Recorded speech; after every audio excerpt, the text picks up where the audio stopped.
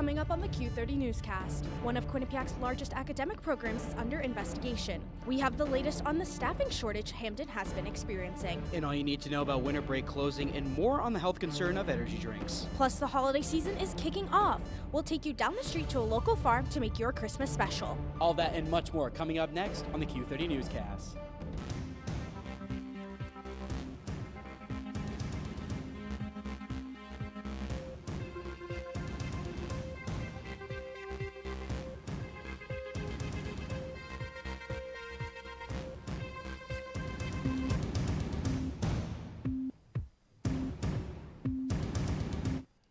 Welcome to the Q30 Newscast. I'm Julia Barcello. And I'm Andrew Reynolds. We start off tonight with some developments in the Department of Justice investigation on the university's Physician Assistance Program. The investigation comes a month after the program lost its accreditation for 2 years. Q30's Keenan Mills went to the North Haven campus today to find out more on this newest obstacle that program faces. The Quinnipiac Physician's Assistant Program is under investigation by the Connecticut Department of Justice due to questions surrounding their compliance with the American with Disabilities Act. Due to this, for the next 2 years, the program is now on accreditation probation. If the 2 years are up and there's no progress, a site visit could be scheduled and certain findings could lead to an entire strip of the program's accreditation. No matter what, the program will be on probation until a visit in September of 2025, where their status will be re-evaluated. However, for students, this doesn't affect any present or future classes. Although the program can be tough on its students, some were taken aback by the news of the investigation. Honestly, I was kind of shocked by the whole situation. I thought the whole thing was very interesting, mainly just because, I know that our PA program is, one that's, known to do well. The university stands by the program and claim they are willing to do everything they can to make the investigation as easy and as harmless as possible. In a statement put out by Quinnipiac Associate Vice President for Public Relations, John Morgan, he said, quote, "We are cooperating with the DOJ's investigation into the university's compliance with the American with Disabilities Act as it pertains to students in the Physician Assistant Program. Quinnipiac University is committed to creating a learning environment that meets the needs of its diverse student body," end quote. Within the School of Health Sciences, which the PA program falls under, they work hard to create a culture that leads to learning and success while also complying to the requirements of students. We have a really comfortable community here that feels like a family, and so we try to create that inclusive and accessible environment for all of our students to be successful. Quinnipiac advises any students having struggles with their learning experiences to come forward and contact the Office of Student Accessibility. We reached out to the Connecticut Department of Justice, but they said they couldn't comment on the matter at all as this is still an ongoing investigation. Reporting from Quinnipiac's North Haven campus for Q30 News, I'm Keenan Mills. Thanks, Keenan. On Halloween, Quinnipiac's public safety responded to a reported arson at Dana English Residence Hall. On the Mount Carmel campus around 2 o'clock, Dimitri Panayotopoulos was taken into custody and charged with reckless endangerment and criminal mischief, both second-degree misdemeanors, but was also charged with reckless burning, which is a felony. And if found guilty, could serve 1 to 5 years in a Connecticut state prison. Yesterday, I spoke to Dimitri's former roommate about the entire situation, as he was, according to records, not involved at all in the incident. He told me what he saw on that day exclusively here, only on the Q30 Newscast. As knowing him throughout the couple at least weeks before all this happened, he was a nice kid, lived in Connecticut. He wasn't the type of person to do any of that type of stuff. It was just the people he surrounded himself with at a bad time. The nationwide teacher shortage has begun impacting Hamden schools. Due to these shortages, Hamden has been forced to cut personnel and athletic programs. In a budget finalized in May, Mayor Guerra allotted approximately $94.3 million to the school's budget. There are 33 positions from administration to teaching at Hamden High School. Q30 News looked to speak with the Hamden Public Schools superintendent, but he refused to comment. The Office of Student Engagement informed their student staff this week that the Rocky Top information booth will close for the spring semester. With minimum wage increasing in January, currently the Rocky Top Student Center info booth is only open for 24 hours per week. With most students on the Mount Carmel campus, campus life is shifting their resources to the Carl Hansen info booth and Student Center Organization Suite to continue serving a high volume of students, faculty, staff, and visitors. This change allows for the school to keep all student staff employed and will add weekend coverage to the Student Organization Suite. Hamden is seeing some improvements and aim to help the flooding issue. Hamden received an $80,000 federal grant to help the cost of a new rain garden, which is located in the town center park just off Dixwell Avenue. It was constructed by Hamden Parks and Public Works Department and aims to save money. The project was done in collaboration with Save the Sound. Nicole Davis of Save the Sound told News 8, quote, "Before the rain garden was installed, all of this water would sheet flow into the park with less than an inch of rain event," end quote. The garden consists of large rocks which slow down the flood of the water and pools that let water drain into the ground. Mayor Garrett told News 8, quote, "The infrastructure can handle the water that we could see now," end quote. Now, as the holidays approach, the university is preparing for winter break closing. Students with no exams or exams before noon are expected to leave campus by Saturday, December 9th at 6 p.m. Students whose last exam is Friday afternoon on December 9th are expected to leave the morning of December 10th. All other students are to leave Saturday, December 16th by 10 a.m. Students may request a late departure via a form on My Housing. There is a charge of $75 per day. Prior to students leaving campus, students must make sure to clean their room of all trash, unplug fridges and freezers, along with all other electrical cords. Room checks will be conducted once all residents are gone. Now make sure to stick around for how energy drinks are impacting students' health. And we have Evangeline Crossley in studio with all you need to know about recent political news. And it's starting to get a lot colder out, and we even saw a little bit of snow earlier today. Yeah, that's right, Julia. Thankfully, we have Paul Syracuse in studio to give us the 3-day forecast for this upcoming week. Paul? Thanks, guys. So today the high was 39, low 29. As you can see, it's partly sunny. Tomorrow, high of 38, low of 24. It's a very cloudy day. And Friday it should be a little nicer, high of 45, low of 22. Please stay with us as we take a short commercial break, and I'll be back to give you the 7-day Hamden weather forecast and other towns in the state of Connecticut.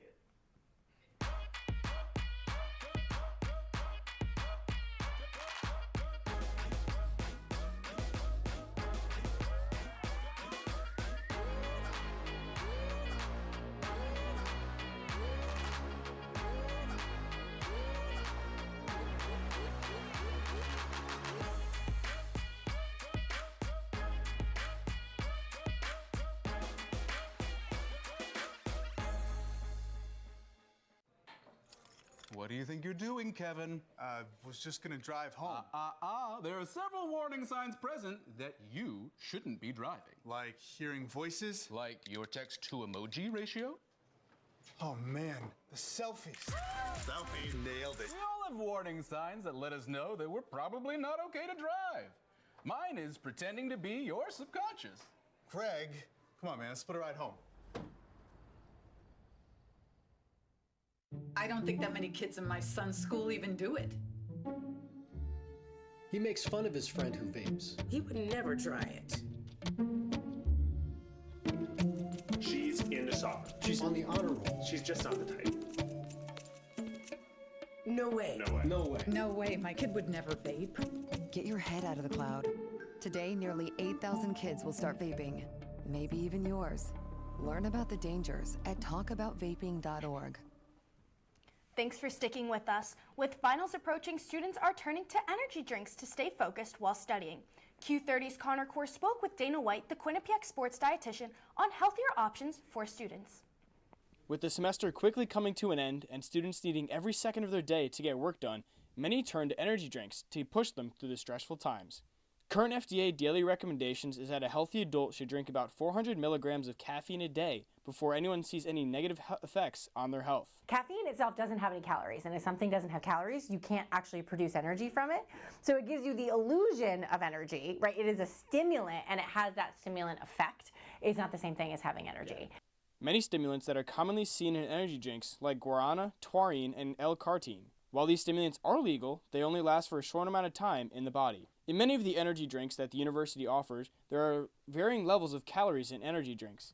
In a Rockstar, there are 260 calories, and on the other hand, a Celsius just has only 10 calories. While everyone has different types of goals in terms of calories per day, it is recommended that each person consumes about 2,000 calories a day. While the age demographic of students at college is young and don't think they need to worry about their health as much, students both see the benefits on an individual basis, while some see negative impacts as well. Yeah, just like keeps me going. Like this morning, struggling to get up for an 8 a.m. Got there, I'm just like staying up late trying to get work done, studying. Energy drinks are helping me get through that. Just the accessibility we have to them, kind of students just think they're okay to drink because there's so many of them, but I think, yeah, it's probably important to get the kind of the word out there that they're maybe not as good as you think they are. An alternative to energy drinks is coffee and tea, where you know exactly what you're getting in each and every cup. You still have to be careful with how much sugar you add and how much, again, same thing that you'd have to do with the energy drinks, but you're getting a much kind of more reasonable dose. You know exactly what you're getting. Yes, for people who don't like coffee, they could go to like a tea or something like that. It's something else with caffeine, but a more regulated, measured dose of it. If one person does drink too much caffeine, they can experience headaches, insomnia, muscle tremors, and even rapid heartbeat. Now, drinking too much caffeine can also lead to anxiety and nervousness, but with finals quickly approaching this week and next week, students can also have a negative impact on their physical and mental health. Reporting from Quinnipiac University for Q30 News, I'm Connor Core. Quinnipiac is recognizing Native American history with an exhibit in the Arnold Bernard Library. The exhibit is in collaboration with the Indigenous Student Union, featuring Ayanna Baker's connection to her Mohegan family. It also includes reflections on the myth, historical context, Indigenous perspectives on Thanksgiving, and artifacts and ways of life of local Indigenous people. Every year we kind of deal with a different theme, and this year the students in Professor Giblin's course decided to look at the history of Thanksgiving, the myth and also the truth of the holiday. So, yeah. There is still time to submit a poem for the Donald Hall Poetry Prize competition each year. The College of Arts and Sciences sponsors a student poetry contest in honor of Donald Hall, former U.S. poet and native of Hamden, Connecticut. A committee of Quinnipiac faculty selects the best student poetry and awards cash prizes to first, second, and third place winners. Prize winners will also read their work at an annual celebration of student creativity in the spring semester, and the first place winner will be published in Montage, QU's literary and art magazine. Submissions are due on December 15th, so if you're interested in submitting, you still have time to do so. Winners will be announced at the end of the March of next year. Monday, Quinnipiac students were provided with a great way to learn about biological sciences. The Department of Biological Sciences held student presentations in Burtcon Court, where undergraduate and MCB graduate students were able to present posters on independent research projects. There's been a lot of big political movement in the country's capital amongst politicians. Yes, I know Republican Senator George Santos, who has been expelled from Congress. Evangeline, can you tell us more? Thanks, Andrew and Julia. Yes, we are seeing some political figures leave the White House, so let's get right into it. This Friday, the House voted to oust New York Republican Representative George Santos in a 311 to 114 split. This comes after Santos has been caught in many lies, including his use of campaign money for personal spending and committing cases of identity theft. Santos being ousted marks him the 6th representative to ever be removed from the House by his colleagues. He warned fellow representatives that his case would come to serve as a precedent for other lawmakers attempting to be ousted but not yet convicted of crimes, claiming a statement on Thursday to fellow lawmakers that this will, quote, haunt them in the future, end quote. Santos will go to trial next year in a 23-count indictment case, which includes charges for duping donors, stealing from his campaign, and lying to Congress. Staying in Congress earlier today, former Speaker of the House, Kevin McCarthy, announced he will be resigning from Congress by the end of this year. McCarthy announced his resignation through an op-ed article published in the Wall Street Journal, writing, quote, "I know my work is only getting started. I will continue to recruit our country's best and brightest to run for elected office. The Republican Party is ever expanding, and I am committed to lending my experience to support the next generation of leaders."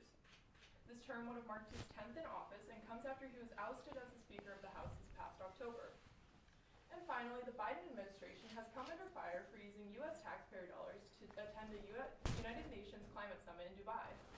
Wyoming Republican Senator John Barrasso, who also acts as the Senate Energy and Natural Resource Committee's ranking member, sent letters to the president's cabinet asking for reasoning as to why the summit couldn't be attended virtually, to save both money and fossil fuels. Barrasso's letters read, quote, "Federal climate crusaders will gleefully spend the hard-earned money of the American people on airfare, hotels, and fine dining as they participate in person," end quote. That's all for political news. Andrew and Julia, back to you. Thank you, Ava. And now it's time for our second commercial break of the night. As when we come back, we get a full forecast report from Paul Syracuse, and we also get some national news. And we have a look at one of the largest Hanukkah events in the nation. Stick with us. I know what you're thinking.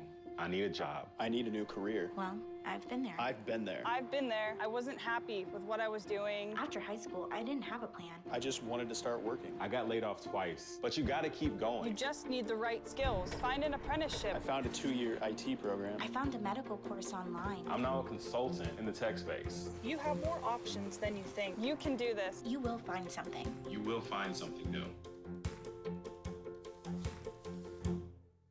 Honey, what I think you need is a socket wrench. I played JV basketball. I'm sorry. I don't think it looks right. This is good, and it's all good, baby. Is it really all good?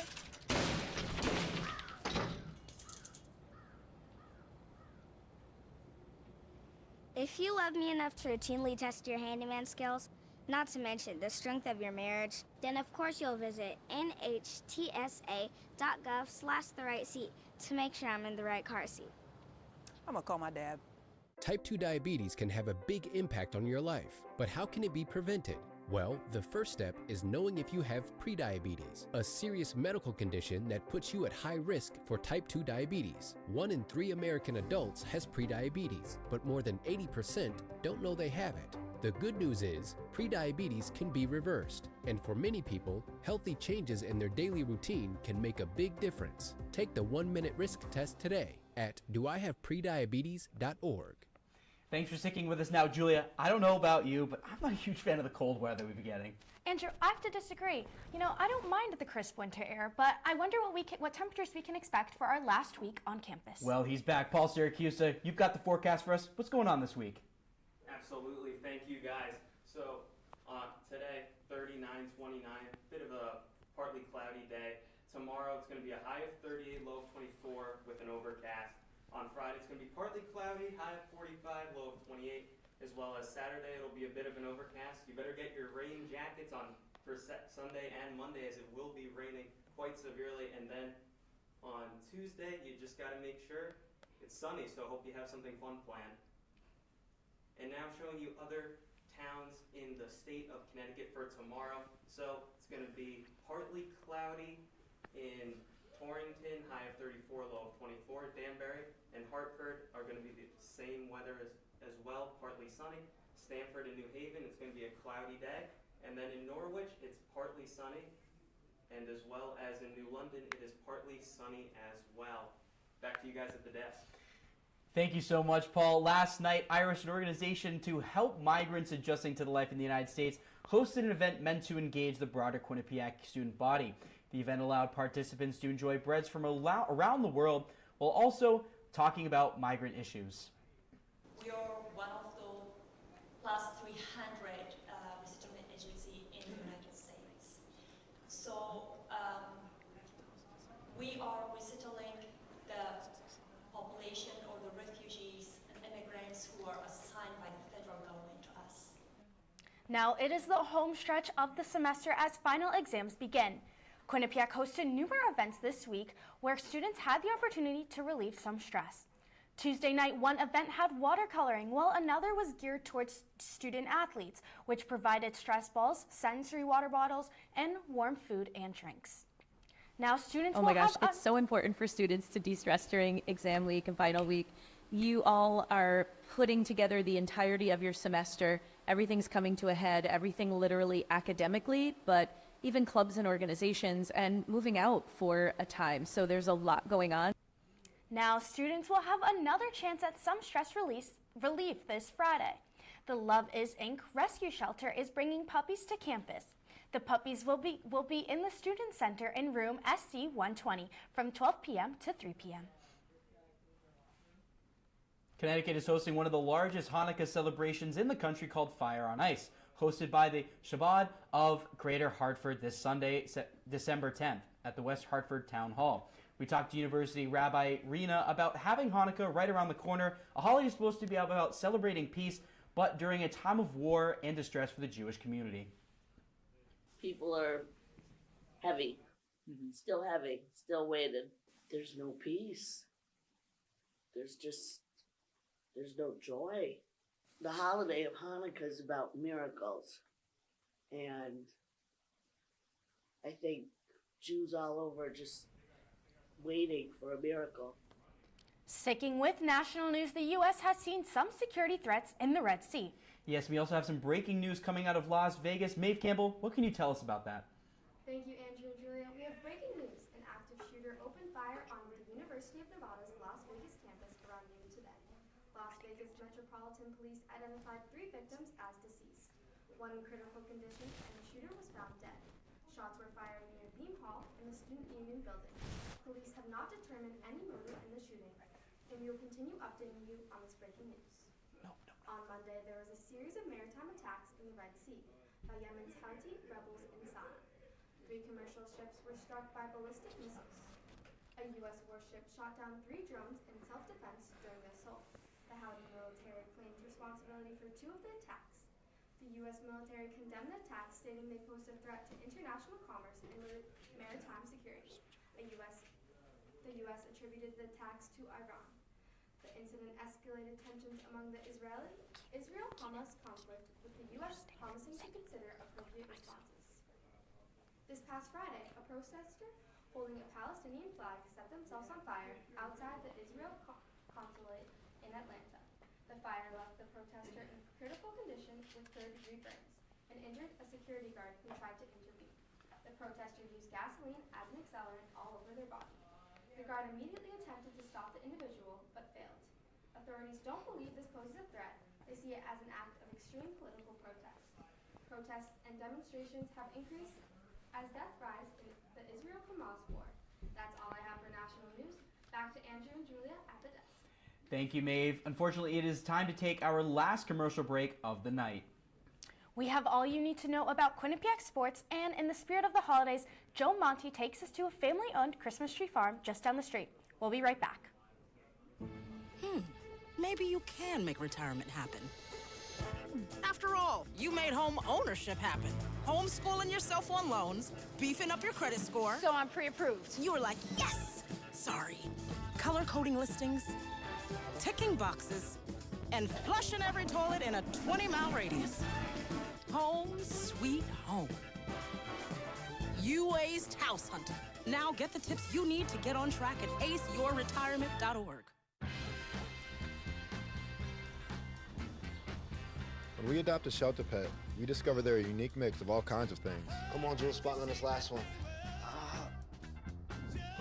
There it is.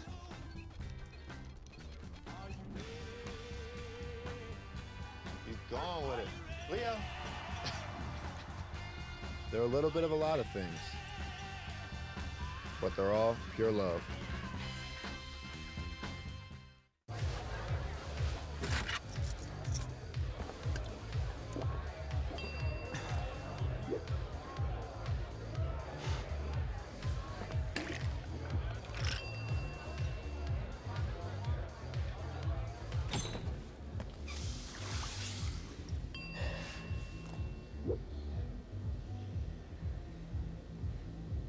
If you need to do something to feel okay to drive, you're not okay to drive. Don't drive buzzed. Welcome back. Now, Andrew, I know you know a lot about sports, but I could definitely use an update. And you know, Julia, I tell you all the time, but I'm a huge sports guy. But you know who's even bigger sports guy? Santino Mione. He's in here right now in the studio to tell us all we need to know about Quinnipiac sports. Santino, what happened this week? Yeah, thanks, guys. There were a lot of crazy events in Quinnipiac sports over the past week, and we're starting off with a bang here. Last Thursday, the women's basketball team defeated the Rhode Island Rams off a game winner from sophomore guard Bree Bowen. While Bowen played the role of hero for the Bobcats, Jackie Grisdale was the constant for the team, leading them in scoring with 16 points. The victory snapped a 4-game losing streak, and the Bobcats were looking to build the momentum off of that for the rest of their non-conference games. They lost to Princeton tonight. The bright spot for the Bobcats, though, Grace LaBarge ended up scoring 20 points off the bench with 6 of 6 from the field, 3 of 3 from downtown. Did not miss a shot. She played fantastic in this one. Now heading into Friday, junior forward Colin Graff tallied his 100-point in a 5-1 win over RPI. The Massachusetts native began his collegiate career at Union College and transferred to Quinnipiac University ahead of the 2022-2023 season.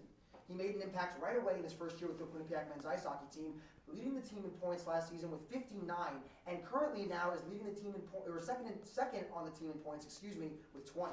The Bobcats are looking to win back-to-back national championships, and Colin Graff will need to keep up his high level of play to give the team the best possible chance to win. Now, while we're on the discussion of career milestones, Kate Riley achieved one of the biggest milestones that a women's ice hockey player can reach. On Saturday, the graduate defender passed Reagan Bolton for the most points scored by a defender in program history. The British Columbia native tallied her 79th career point on Friday in a 5-1 victory over Union College. So far on the season, Riley has scored 4 goals and has notched a team-leading 16 assists for a total of 20 points. Those 20 points are the most Riley has earned in a single season throughout her entire collegiate career, and it only has taken her 19 games to do it. If she keeps this up, it may not be the last time we hear her name etched into the record books this season. That's all I have from this past week in Quinnipiac sports. Back to Julia and Andrew at the desk. Thanks, Tino. On Tuesday, the National Strength and Conditioning Association announced the recipients of the organization's 2024 Coaches of the Year Awards. Receiving the College Strength and Conditioning Coach of the Year award was Breesh Patel. Patel has served at Quinnipiac Athletics since he's been the head of strength and conditioning at Quinnipiac since August of 2008. Patel primarily works with the men's and women's basketball and ice hockey teams at Quinnipiac, but he also oversees the strength and conditioning development for all 21 varsity sports here at Quinnipiac. The New Haven hotspot Toad's Place is the subject of a new documentary. The live music venue, first established in 1976, has seen numerous A-list artists, such as Kanye West and David Bowie and Andy Billman. An ESPN producer will be creating the new documentary. It will feature the venue's history and importance to the town. Billman decided to produce the documentary out of his love for New Haven. The Quinnipiac Symphony and Jazz Band hosted their winter concert on Monday at the Buckman Theater. Admission was free for anyone who attended. The band played holiday classics that gets everyone in the spirit for the holidays, like Phantom of the Opera and more. But don't worry, if you missed it, you will only have to wait one more year again to see the concert live. So be sure to go in next year.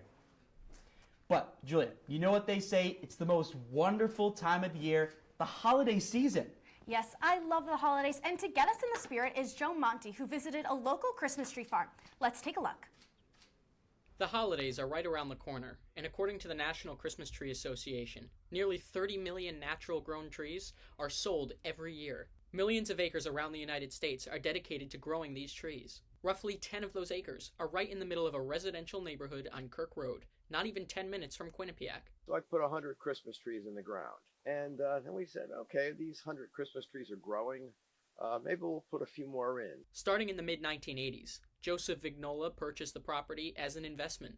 But an unexpected gift of Christmas trees from his uncle's farm turned into a nearly 40-year-old prosperous family business. So it was just initially started as a hobby. I was a teacher and I had off in the summer. And since, we had a lot of children and all, I needed another job. So it was either work someplace else or work for yourself. So I started to just invest in this. From a hobby to a steady source of income, Joe, his wife Denise, and his children work throughout the year to see the farm continue being a staple in the local community. Like my husband always says, we help create memories for people, not just for ourselves, but for our whole neighborhood. It's that time of the season again. Bells are jingling, sleighs are sleighing, but a lot of people are looking for trees right now. And we're better to look for a Christmas tree than Joseph's Tree Farm in Hamden. Christmas trees of all kinds, shapes, and sizes are growing around Joseph's Tree Farm. They're hand-planted and meticulously cared for from the moment they hit the soil until years later when they're ready to leave the farm for Christmas. A lot of people think, you plant the little seedling in the ground and up it goes. It takes a lot of work to do all this. Trees aren't the only thing for sale at Joseph's Tree Farm. They sell candles, wreaths, and crafts for children. When it comes to plans for the future of the farm, we hope to keep going for a long time. Joseph's Tree Farm is only open on the weekends, so make sure you plan accordingly and come ready to pick a beautiful tree. Reporting live in Hamden at Joseph's Tree Farm for Q30 News, I'm Joe Monty. That concludes this semester for the Q30 Newscast. Make sure to follow us on social media at Q30 News and Q30 Television. Also visit us on our website at Q30TV.com for all the producers and everyone behind the scenes. I'm Andrew Reynolds. And I'm Julia Barcello. This has been the Q30 Newscast. Q30 Newscast will return on February 7th, 2024. Until then, have a good night and happy holidays from everyone here at Q30.